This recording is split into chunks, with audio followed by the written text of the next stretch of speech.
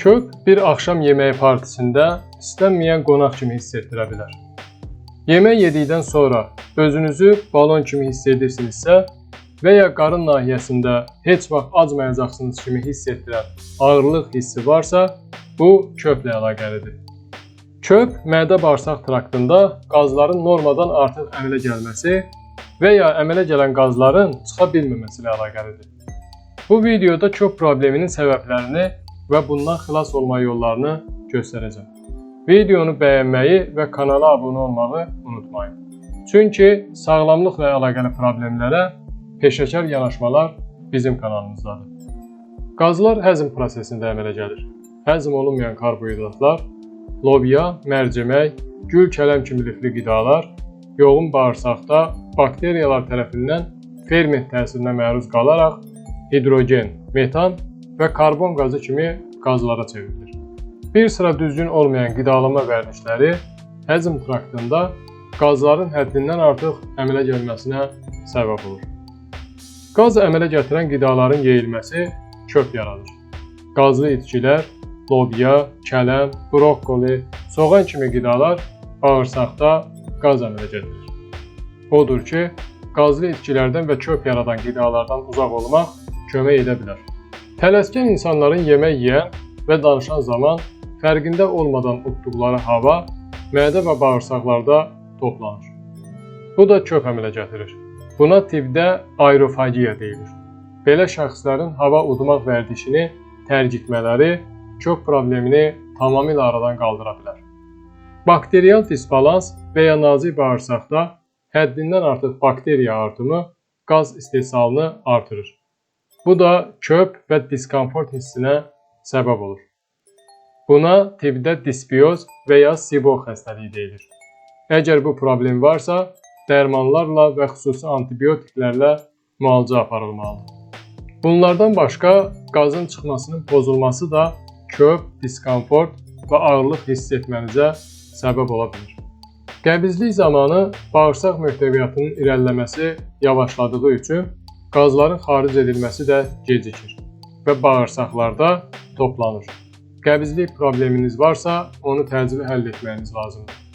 Bəzi həzm problemləri var ki, bunlar da çöp əmələ gəlməsinə səbəb olur.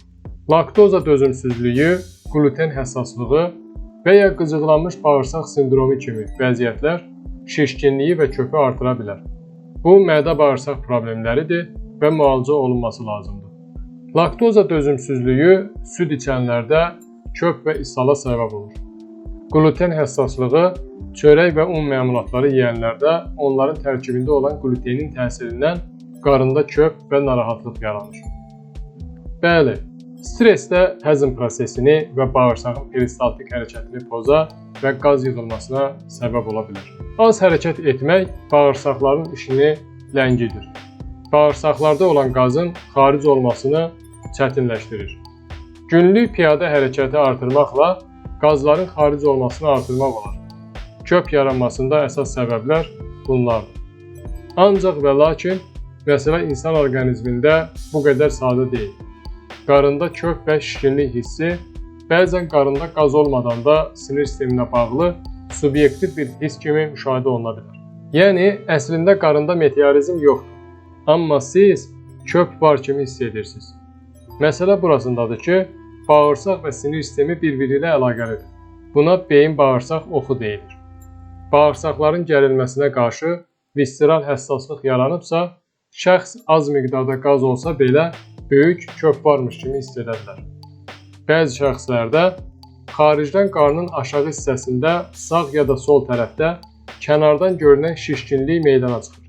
Bunun səbəbi tam olaraq beyin-bağırsaq oxunda baş verən pozulmalarla əlaqəlidir. Buna səbəb də adətən əsəbilik və stres olur.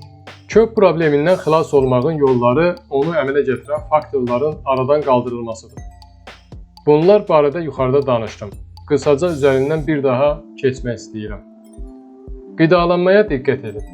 Qaz yaradan qidalardan qazlı itkilər və ya çox şəkərli qidalar, qaz yaradan mərci, lobya, noxud kimi bitkilərdən uzaq durun.